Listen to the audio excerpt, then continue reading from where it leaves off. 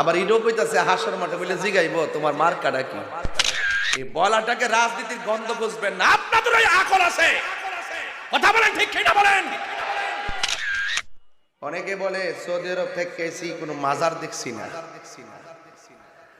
আপনার কোনো মাজার দেখার দরকার, নবীর রওজা মোবারক আছে না নাই, এর উপর আর কোন বড় দলিল লাগবো?